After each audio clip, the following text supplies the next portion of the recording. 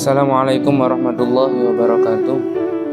Bismillahirrahmanirrahim. Alhamdulillahilladzi 'allama bil qalam 'allamal insana ma lam ya'lam. Allahumma sholli wa sallim ala sayyidina Muhammadin wa ala alihi wa ashabihi wa dzurriyyatihi ajmain. Qalu subhanaka la ilma lana illa ma 'allamtana innaka antal alimul hakim. Rabbi shrah li sadri wa yassir li amri wa hlul 'uqdatam min lisani yafqahu qawli. Alhamdulillahirabbil alamin. Hari-hari ini pada momen bulan Oktober ini kita akan merayakan peringatan Hari Santri Nasional yang bertepatan pada tanggal 22 Oktober. Dan kita sebagai bagian dari keluarga besar santri, maka selayaknya kita berusaha untuk melakukan refleksi sekaligus introspeksi bahwa seperti apakah jati diri seorang santri yang sebenarnya. Apakah layak kita ini masih bisa disebut sebagai seorang santri ataukah belum? Santri sendiri adalah seseorang yang senantiasa mau belajar ilmu-ilmu agama, dan tidak hanya belajar tapi dia juga harus berusaha untuk memperbaiki dirinya, menghiasi dirinya dengan berbagai macam akhlak mulia. Karena santri itu adalah penerus dari para ulama, dan ulama adalah penerus dari para anbiya. Al ulama warasatul anbiya, sedangkan santri adalah warasatul ulama. Maka sudah selayaknya kita sebagai seorang santri harus selalu belajar dan mempelajari ilmu-ilmu agama tanpa ada kata berhenti. Utlubul ilma minal mahdi ilal lahdi. Carilah ilmu, tuntutlah ilmu mulai dari buayan ibu kita sampai kelak ketika ajal kita menjemput. Maka tidak ada namanya mantan santri atau bekas santri, sebagaimana tidak ada namanya bekas guru atau mantan guru. Nah, pada beberapa tahun belakangan ini kita sebagai santri mempunyai banyak tantangan, mempunyai banyak pekerjaan rumah, yaitu banyak santri yang sekarang ini sudah lupa dengan identitas kesantriannya. Dalam hal apa? Yaitu yang pertama, yaitu dalam hal kemauannya belajar ilmu-ilmu agama. Hari-hari ini santri lebih banyak suka dengan ilmu-ilmu yang sifatnya ilmu-ilmu pendidikan formal atau ilmu umum. Tidak salah, ilmu-ilmu umum sangat penting bagi kehidupan dunia kita. Tapi jangan sampai lupa bahwa santri ketika kita dipondokkan oleh orang tua kita, tentunya tujuan utamanya adalah at-tafaqquh fiddin, yaitu belajar ilmu agama. Karena yang dikehendaki oleh Allah dalam kebaikan diri seseorang adalah orang yang mau mempelajari ilmu agama. Mayuridillahu bi khairan yufaqihu fiddin. Barang siapa yang Allah kehendaki kebaikan di dalam dirinya, maka Allah akan memahamkan dia dalam ilmu agama. Nah, bagaimana kita bisa belajar dan paham ilmu agama kalau kita lebih memprioritaskan ilmu-ilmu umum? Makanya Kanjeng Nabi pernah ngendikan, pernah dawuh bahwasanya innallaha yabghadu kulla alimin bi umri dunya. Sesungguhnya Allah itu membenci orang yang pandai dengan ilmu-ilmu duniawi tapi jahilin bi ulumil akhirah, namun dia bodoh dengan ilmu-ilmu akhirat.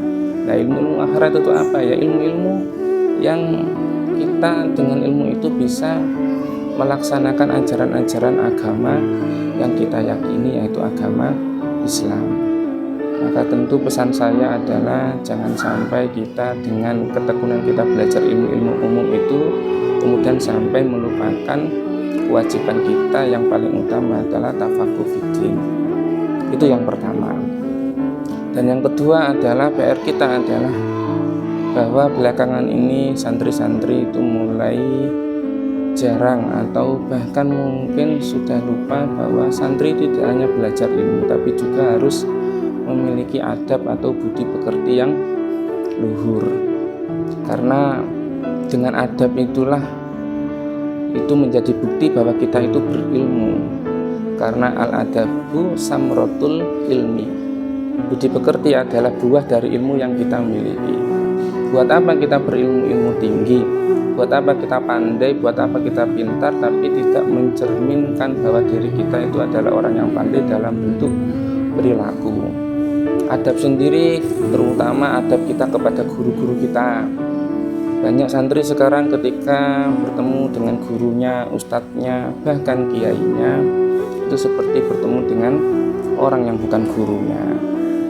Atau adab kepada kedua orang tuanya, sudah jarang sekali, atau mungkin kalau tidak mau mengatakan sudah tidak ada. Anak-anak sekarang yang kalau dalam istilah Jawa, kalau dalam orang-orang Jawa itu berbahasa Jawa, bahasa Jawa, bosong apa alus kromo inggil kepada ayahnya atau ibunya. Ketika anak sudah berani berkata, menganggap kedua orang tuanya dengan bahasa seperti dia ngobrol dengan temannya, berarti kan sudah sedikit tergerus tata keramanya, adabnya kepada kedua orang tua. Dan itu tidak hanya dilakukan oleh orang non santri, tapi banyak santri juga demikian adanya. Padahal ilmu yang bermanfaat itu adalah ilmu yang ketika dengan ilmu itu kita bisa menjadi semakin dekat kepada Allah dan menuntun kita menjadi orang yang semakin baik dan semakin baik. Dan yang ketiga adalah pesan saya kepada orang tua, para wali santri, bahwa para wali santri ketika sudah memondokkan anaknya, putra-putrinya di pondok pesantren, maka yakinlah bahwa apa yang kita lakukan itu, usaha itu adalah agar anak-anak kita, putra-putri kita itu menjadi anak yang soleh. Karena selain anak-anak kita itu kita didik sebagai sebuah bentuk kewajiban kita sebagai orang tua, maka yakinlah juga bahwa anak-anak kita ini kelak akan menjadi pemberi pertolongan bagi kita sebagai orang tua. Bukankah Rasulullah Shallallahu Alaihi Wasallam sudah berpesan ketika anak Adam itu setelah meninggal, idza matabnu Adam in qata'a amaluhu, maka seluruh amal perbuatannya akan terputus. Tapi ada 3 hal yang membuat anak Adam tersebut bisa mendapatkan aliran pahala, yaitu salah satunya adalah waladun sholihun yad'ulah, anak soleh yang mau mendoakan kepadanya. Bagaimana kita mau anak kita mau mendoakan kita kalau kita tidak memberikan pendidikan agama kepada anak-anak kita? Maka ketika kita memondokkan anak kita di pondok pesantren, maka tujuannya tidak lain tidak bukan adalah membekali mereka dengan ilmu-ilmu agama, menyiapkan mereka menjadi generasi-generasi terbaik bagi keluarganya, bagi masyarakatnya, dan lebih luas lagi bagi bangsa dan negara. Karena Rasulullah juga ngendikan, mewanti-wanti, ma yalqallaha ahadun bidzambin a'dama min jahalati ahlihi. Ketika seorang hamba itu sowan kepada Gusti Allah kelak di yaumil akhirah, ketika sowan menghadap Allah Subhanahu wa ta'ala, dia pasti membawa dosa, dan tidak ada dosa yang lebih besar bagi seorang hamba melebihi dosa ketika dia meninggalkan keluarganya, anak keturunannya dalam keadaan wudu. Maka sungguh merugi ketika kita diberikan Allah Subhanahu wa ta'ala amanah berupa anak keturunan, yang kemudian anak-anak itu kita tidak berikan pendidikan yang baik, terutama pendidikan agama, maka kelak kita akan mempertanggungjawabkannya di hadapan Allah Subhanahu wa ta'ala.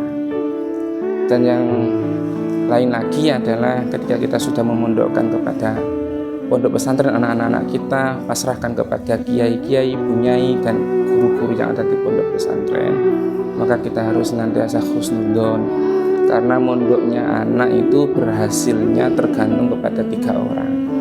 Yang pertama itu adalah anak itu sendiri, dari kesungguhannya, tingkat kecerdasannya. Dan yang kedua adalah irsadul muallim, petunjuk atau didikan dari seorang guru. Meskipun anak itu bersungguh-sungguh, tapi gurunya kalau tidak bersungguh-sungguh ya tidak akan ketemu hasilnya. Dan yang terakhir adalah barokatu du'ail walidain, keberkahan dari doa kedua orang tua. Maka meskipun panjenengan masih di rumah, anaknya di pondok, bukan berarti panjenengan tidak berbuat apa-apa.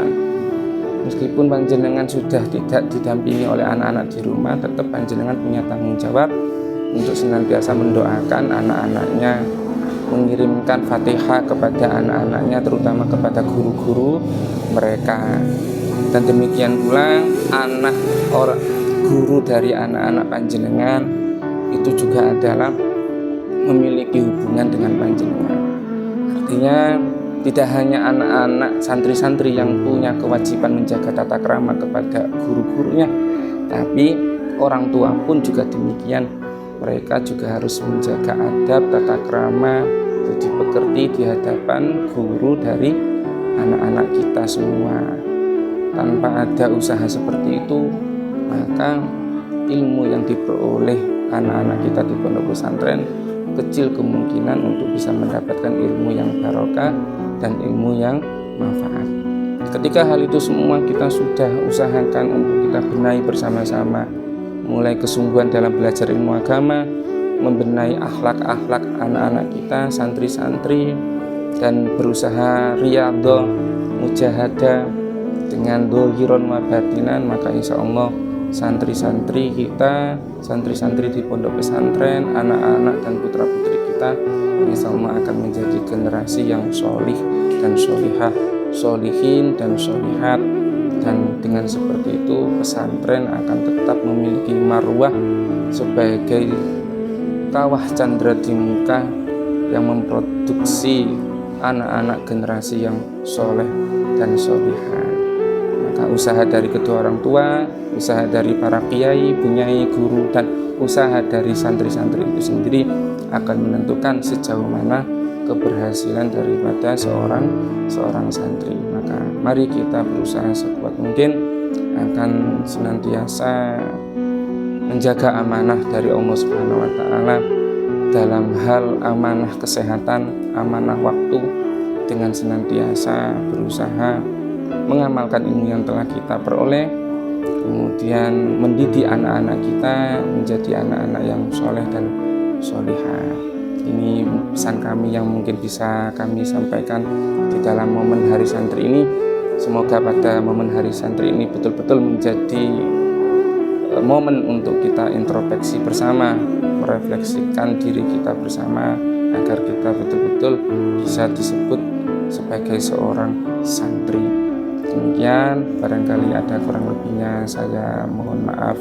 Sekali lagi selamat Hari Santri, jayalah negeri kita Indonesia.